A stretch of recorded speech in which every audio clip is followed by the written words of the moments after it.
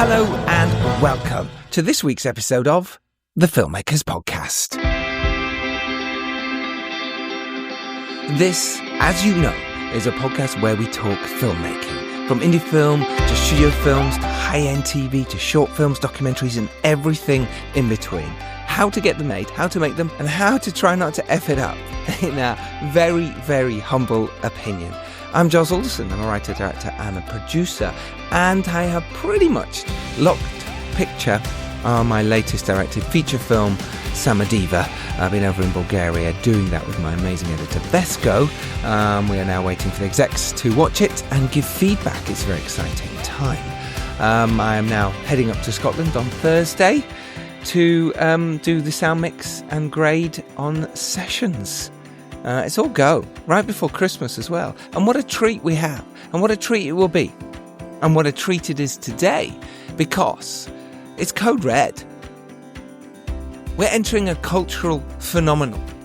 And today we have the creators of the biggest show on the planet, the masterminds, who took 80s nostalgia, Dungeons and Dragons, and a group of kids on bikes and turned it into a global empire. I am, of course, talking about Matt and Ross Duffer, the Duffer brothers. Now, you know them as the creators of Stranger Things, the show that has literally broken the internet every time a new season drops. But what I love about this conversation with Matt and Ross Duffer and Dom Lemoir is that they go right back to the start. They talk about their 2015 low-budget horror thriller, Hidden, a film that got caught up in studio limbo but taught them vital lessons of directing.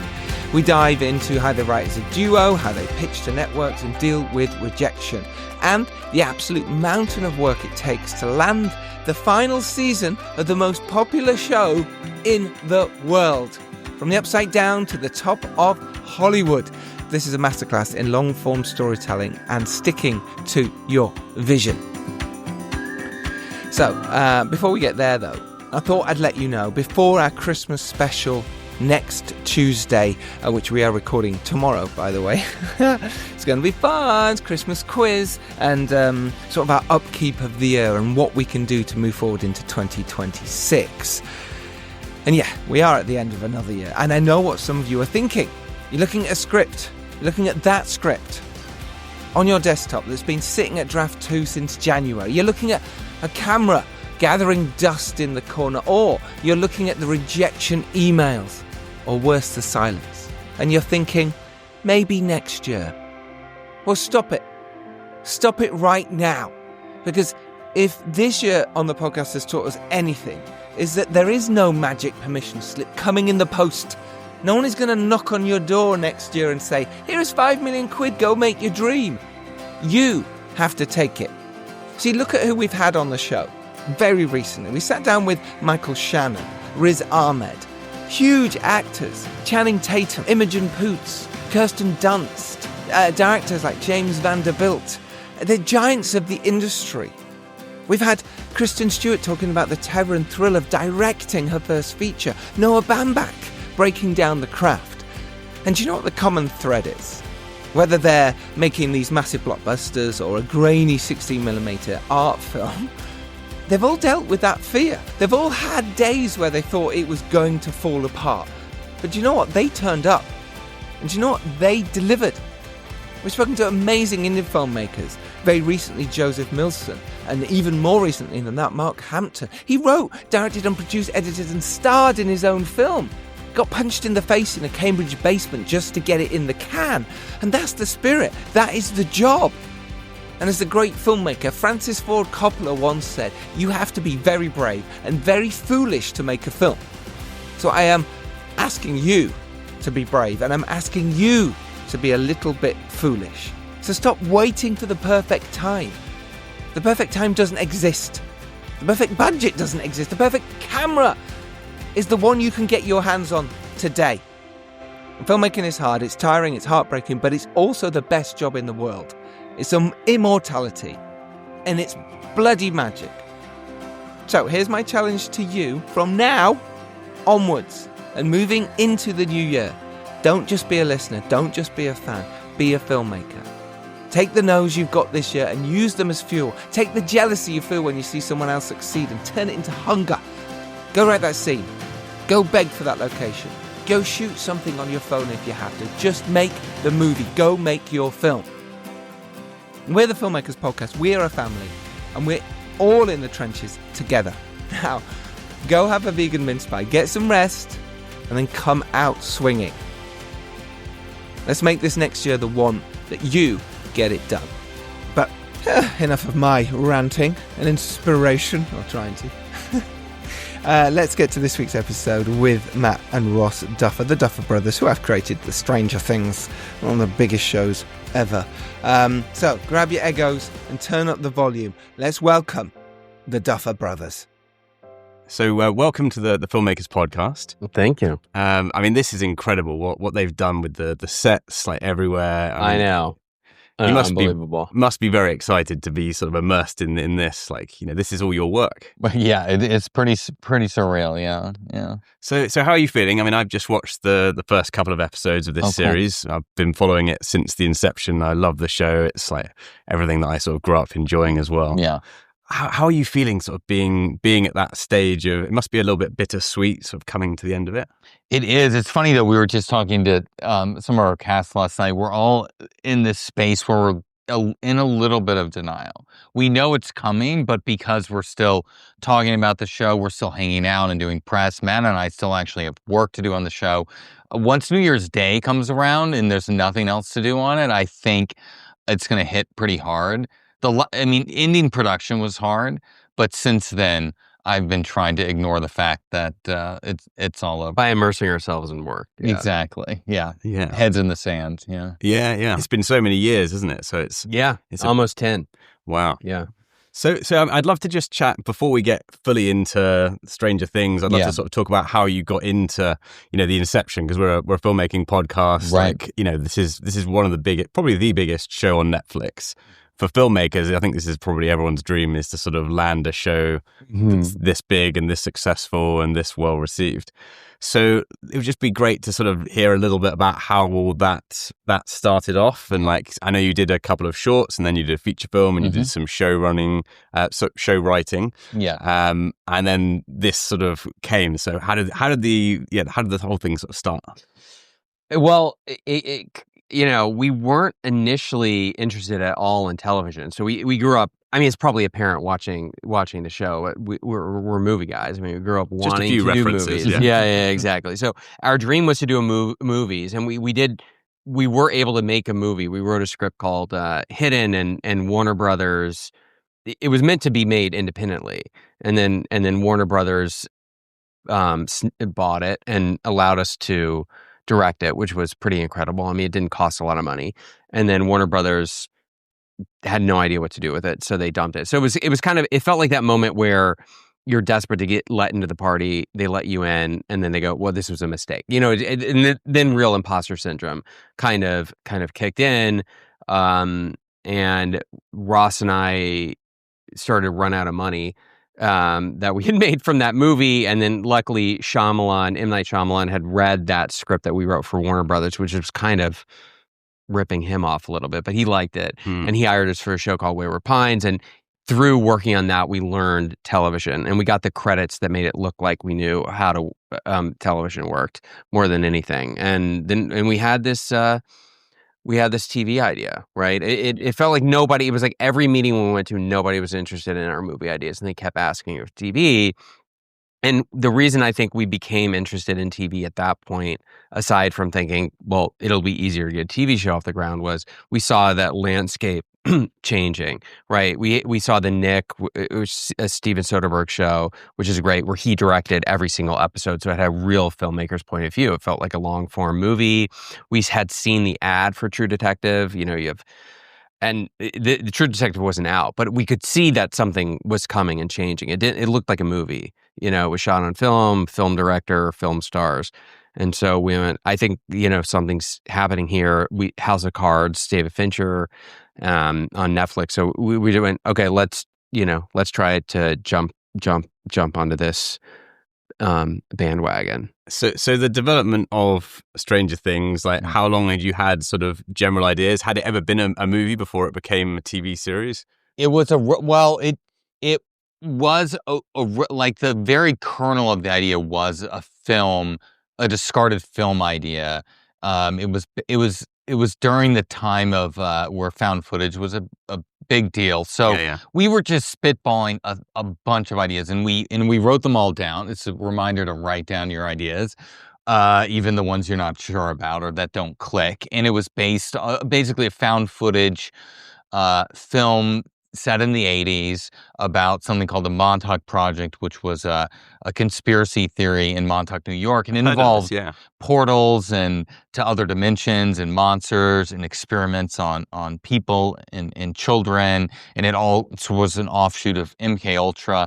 So we thought it was a cool premise, but we weren't fans of found footage, and we didn't really know what to do with that idea, so we just discarded it. And then we saw the film Prisoners, one of the Denis best. Villeneuve. I mean, this must have been such like a good drama, 5 years later. By 5 the way. years later, yeah. So that was, we just put that away, shoved it in a drawer. We saw Prisoners many years later, and as we were walking out, it was during this time of television, like Matt was saying, where we felt the tide turning, and we said, well, wouldn't it be interesting? We love Prisoners in the tone, and we thought, wouldn't it be interesting to see a story about a kidnapped child, but that was a longer form movie? Because we could have kept watching Prisoners with those actors in that tone for another 6 hours easily. And we got excited about that. But as, nerds, we went back to our, old idea of monsters and said, well, what if it's a supernatural kidnapping?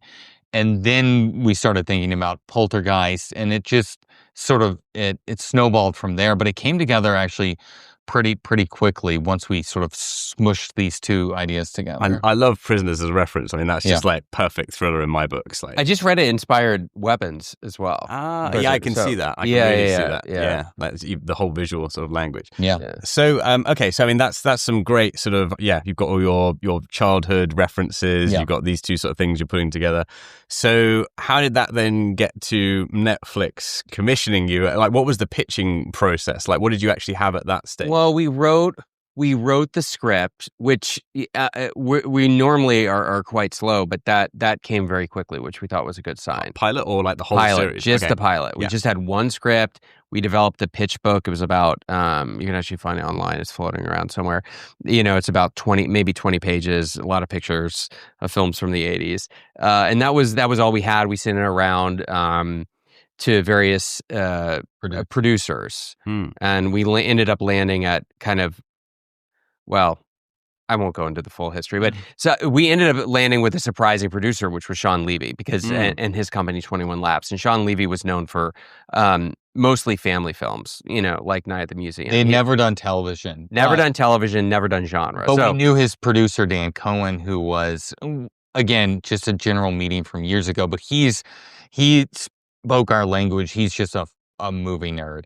And we loved all the same movies. His favorite movie's Breaking Away. And we just connected with Dan. And so he immediately read the script, understood it. We didn't know Sean at the time, but then Sean read the script and we met with him, and he just loved the project. And again, they got it, right? There were other companies that made more sense from just sort of, because again, at the time he hadn't done any television, was not known for the horror genre or anything scary at all or serious. But we just knew he understood the script and he believed in us. And so from then, once we brought them on, we took it around to the town and just got a bunch of no's. Yeah, and I think a lot of what has made the show successful, that was exactly why we were getting no's, right? So I remember a lot of the concern was the fact that it was set in the 1980s. We were told nobody wants a period piece, and certainly nobody wants anything set in the 1980s. And Which is laughable now, right? Yeah, I know. And then the other part of it was that it was a show starring kids that was not for kids. So that was also something, because there had been nothing like that had been successful. I mean, hadn't been tried though. That was kind of my point. So I remember the end of that first week after we got like our 10th rejection, including from FX. I think FX hurt the most because we had just we thought we had a real chance there because we had just done that Shyamalan show with them, Wayward Pines, and we had a great experience. So that once they passed, I kind of deflated. I thought that was kind of the end. Our agent called us and said, I remember he said, this is, listen, it's a special project and we'll find a special home for it. And I went, what is wrong with our child? It's our, and then somehow suddenly it was kind of a lot of luck involved. But because we had one of our agents was meeting with an executive from Netflix about a completely separate project. And the Netflix executive said, one of the things they're looking for is something starring younger characters that's in the supernatural space. And then he goes, I might have the script for you. So anyway, long story short, we ended up at... Then it happened very ended up quickly. at Netflix. It happened quick. Very quickly from that moment on. Because we didn't even submit the script to Netflix. No. Because we thought... or our agents at the time, because, they had only done House of Cards, Orange is the New Black, where it's just like, there's not even a chance in hell they would do this. But what we didn't know is that they were on the cusp of about to produce a ton of content.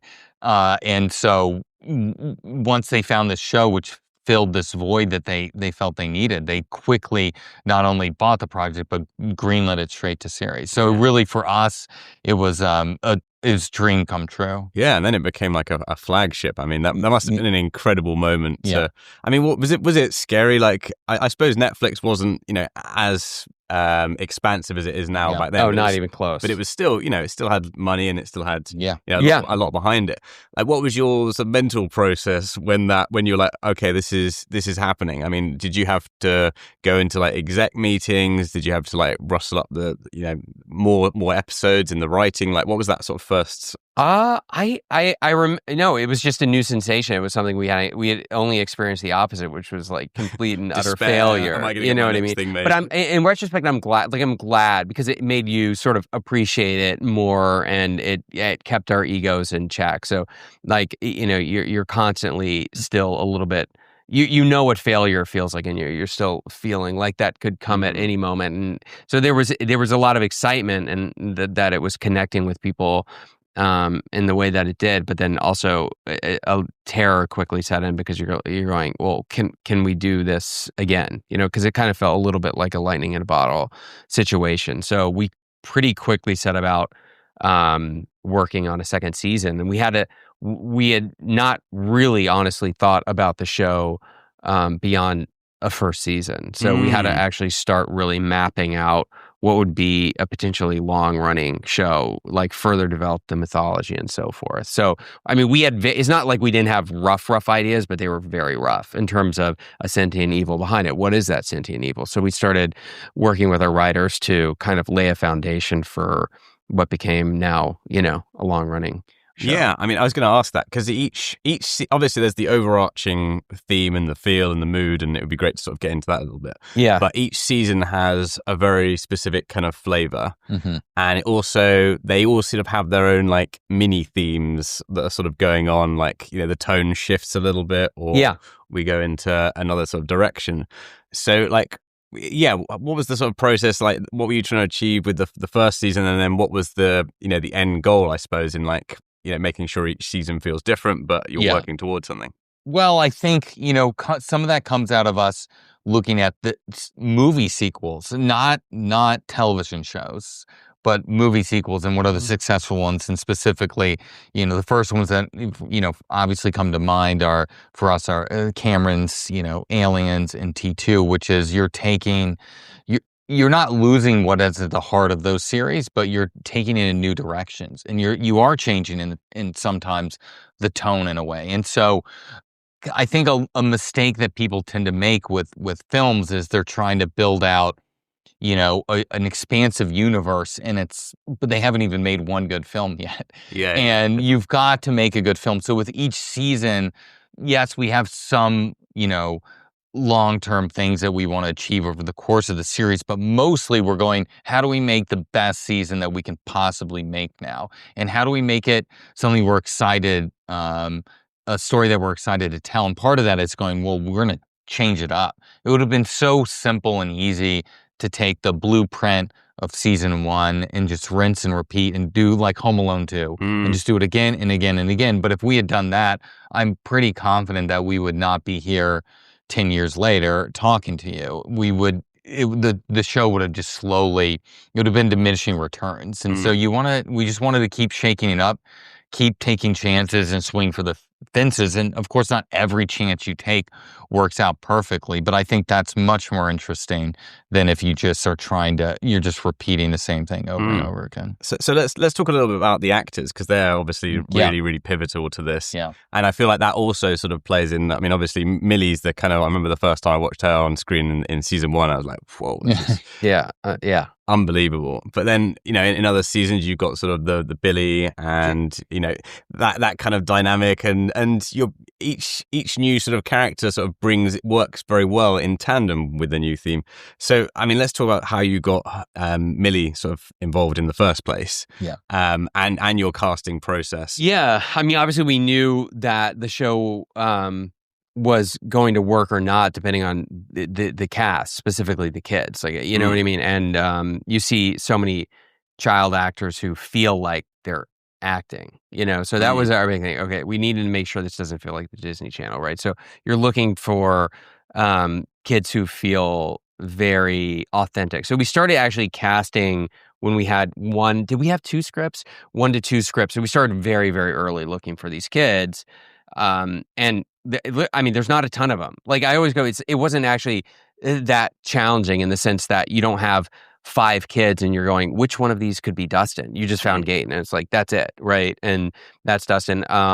We only had 2 to 3 young actors who we thought could potentially pull off 11, and then you just brought them into a room, and I just remember. And the 11 was a challenging role in that very little dialogue. So it was all in the face and all in the eyes, right? And a lot of kids can't focus, right? A lot of kids. I mean, that's kind of how you tell whether a kid can act or not. Do they drop in and out of a scene?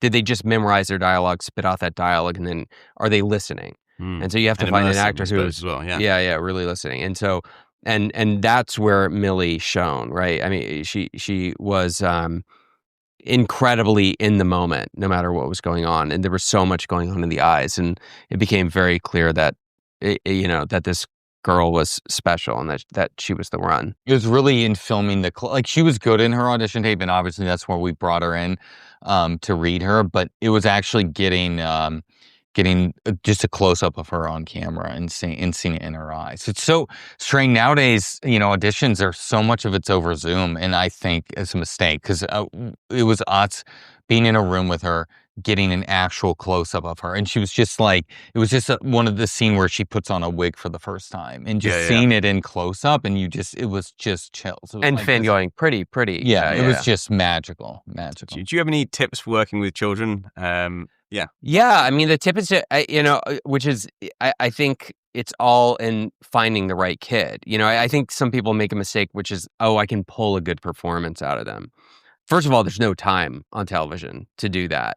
We wouldn't even know how to do it. You cast it, you treat them respectfully. So, you treat them like adults. If they have opinions, you listen to them and you stay out of their way as much as possible. And make sure the atmosphere feels relaxed. So that is not tense. Fun, I guess, as well. And fun. Yeah, we did try to have fun. Play, I suppose. There is a sense of fun and joke, and we don't want them to feel pressured. And if they get into giggle fits, you're not like, what are you doing? Like, there's no scolding. There's fun there, but when you're giving a note, for the scene, we're giving a note as if we were talking to David Harbour. We're not really, there's no difference. And I think that they step up to the level that you want them to if you just treat them respectfully. You're not like bending down and being like, you don't need to treat them like adult children. Voice. Yeah. No, they were 11. They're smart kids. You can treat them like adults. And like Matt said, if they have a thought on the scene, I mean, they know what it's like to be a kid. They were kids, so you listen to it and you adjust accordingly. Mostly it's if the only difference between them and working with a kid and an adult is like there's focus difficulties sometimes. So you have to just be like, guys, let's just focus for 10 seconds. Yeah, we sort of teach kids at a film school as well in London, and what I've found is just the imagination. And I guess the removal from reality like kids have is so incredible to watch. Like they don't sort of focus on the adult problems. When they go into something like they can completely the good ones can completely lose themselves. And also like a big reference for us and is the Goonies, because I remember when we saw that as well.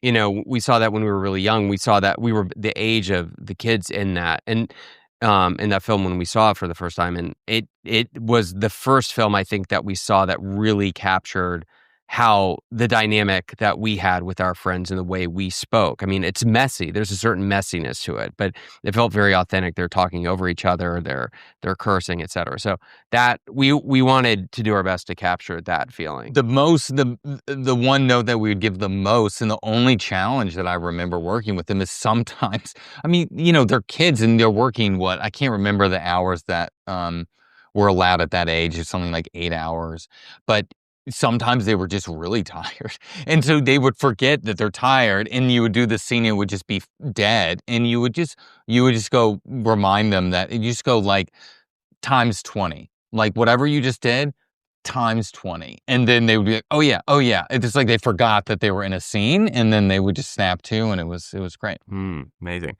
Yeah. So let's talk a little bit. We mentioned the Goonies. Like I loved those sort of films growing up. That E.T., like those sort of charming 80s movies, and I love that you sort of brought this back. And I feel like you did sort of start a bit of a renaissance of 80s 90s charm. Right.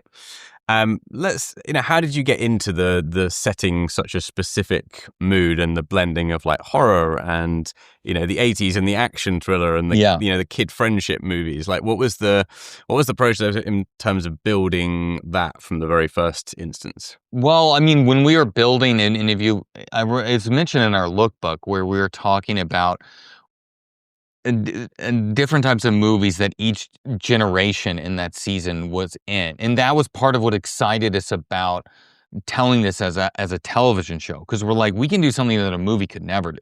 A movie could tell one of these stories. They could tell the story of Hopper. They could tell the story of the kids, or they could tell the story of the teens, but they certainly couldn't do all three, and they couldn't mash them all together. So there's just not enough time. There's not enough time. Yeah. So we saw as like Jonathan and Nancy were like, they're in Nightmare on Elm Street. That's the movie that they're in. The kids are in E.T. They're in a totally separate movie from our teens. And then and the adults are in Close Encounters of the Third Kind. So everyone is in their separate movie. And we love the idea of just weaving all of those together. And you're mixing and mashing, and they all come together to form a coherent whole. But we loved, and that's sort of where we started to come up with this idea that each season and each storyline is in its own genre, and that allows you to pivot very quickly from something like you're in a romantic comedy, and then suddenly the next minute you're in a straight up horror movie, and we love that swinging of tones. Can we talk a little bit about this season specifically? Because I mean, there's some really heavy bullying sort of scenes which again like feel really authentic. Yeah. But I mean, I guess I sort of remember most of the Rosie stuff, and I forget the violence. There is violence in the other series, but this feels like it's like, okay, we're taking this really seriously, and the stakes are like super super high, and maybe there is like a bit of like heaviness to certain sort of aspects. Yeah. And obviously the scale of what's going to be your sort of finale. Mm-hmm. Like, what was the decision specifically in terms of like how you wanted to set this mood for this season, particularly? Well, I think, what you were saying is, the stakes have to be higher, right? Because it's, because it's highest. It's as high as you can go, right? Because, because it is the final season. I would say the show's kind of gotten, like, I guess, a little bit increasingly dark, but I mean, it was important for us to not lose those fun moments. We wanted to recapture some of the spirit of season one, which is why we introduced, a new younger cast into the show, because our kids in the show are obviously not kids, and the only way to do that and capture that tone was to bring in a younger cast as well. So we're hopefully we're able to capture all the various tones from all the seasons. Often we're going.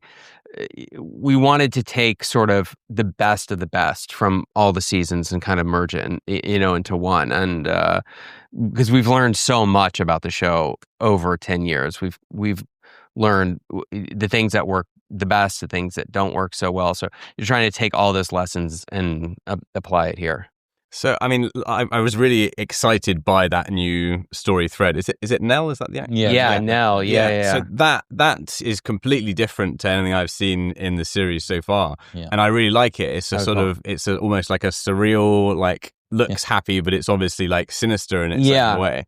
That feels like a really new, like, plot thread, and I'm fascinated by that sort of that journey into that sort of cozy but scary world. That was our we always want to take a swing with every season, and like I said, sometimes it's worked out, sometimes it hasn't, but that's our big swing this time, which is we've played around a lot with memory and dreams and things like that throughout the show, but we really wanted to just go, well, what if we just fully dive in this year? Because there's nothing to me creepier than something like that. We talked a lot about The Cell, Tarsum's The Cell, and sort of when you're in the mind of a serial killer and what does that feel like.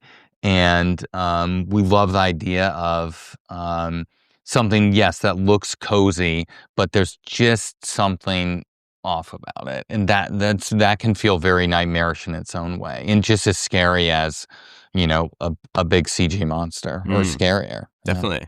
I mean, I'm really sort of excited to see sort of how that pans out.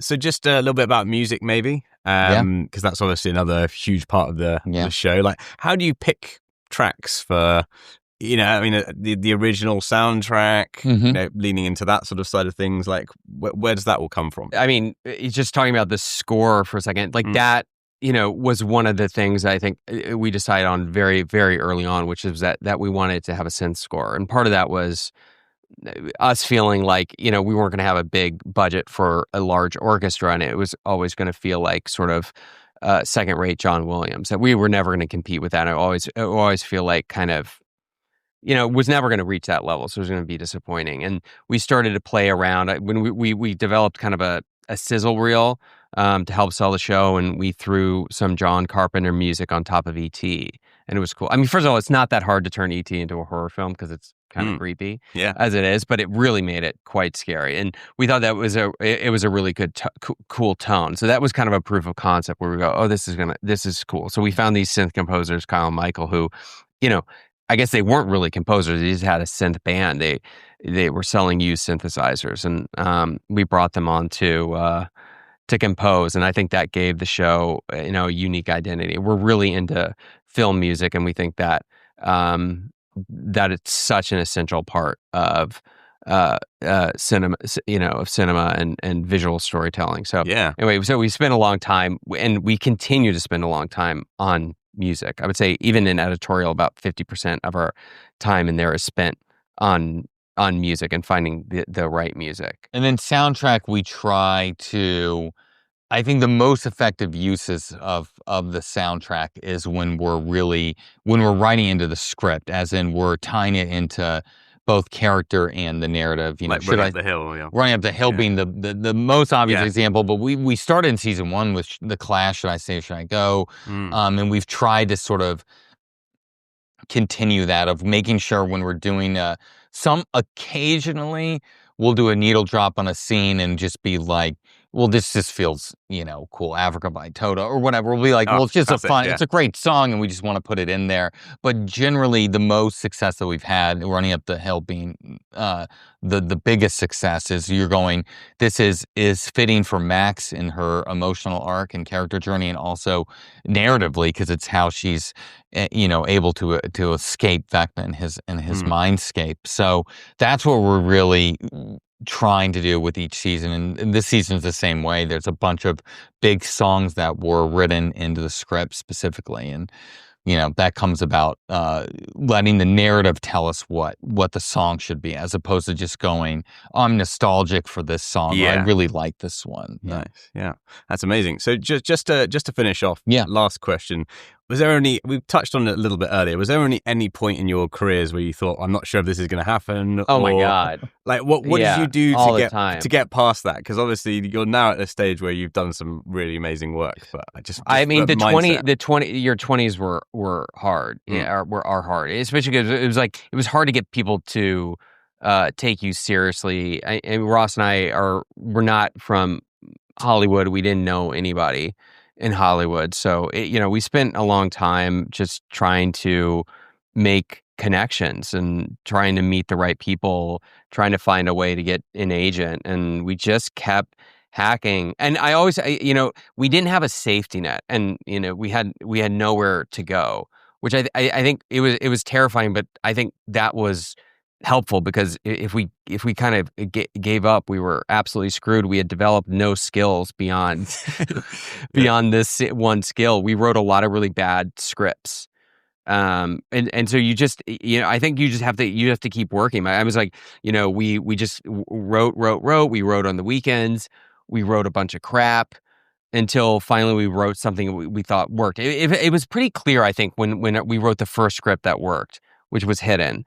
And we went, oh, I think we can get this made. But then we did get it made, and so your career is filled with up. But I would say the two things that we did that changed our lives, which was writing Hidden, which is the first script that we sold, and then Stranger Things, both came at extreme low points in moments of desperation. Yeah. And I think I don't know, there's something to be. You know what it was though? Whenever I'm talking to people who are trying to break in. First of all, like, you got to be able to handle rejection. We know a lot of, it feels very personal and hurtful when you're rejected, because you pour your heart into this. But the other thing that we were doing that was a mistake for the longest time is we were writing we were obsessed with what was selling in the industry. We'd read, Deadline and Hollywood Reporter, and we'd see what specs were selling and so on. And so we were writing and what movies were working. And this is how we were developing a found footage movie, and then we didn't like found footage. And when we first found success was when we stopped paying attention to any of that. At a certain point, I said, I'm not going to look at the trades anymore. And we just wrote what we thought was cool and what we were interested in. And the first time we did that, we wrote Hidden. It wrote itself very easily because we were writing something that we loved and were passionate about. And then that sold. So, and then Stranger Things obviously made no sense in the marketplace, which, again, a lot of people told us. One of our agents said to eliminate the kids. Yeah. So you just don't listen to that. Yeah. And just write what you love. That's amazing advice to end on. Thank you so much. It's been such a wonderful chat. Yeah, that was fun. Thanks. Congratulations. Thank you. Thank you, man. Yeah, thank you.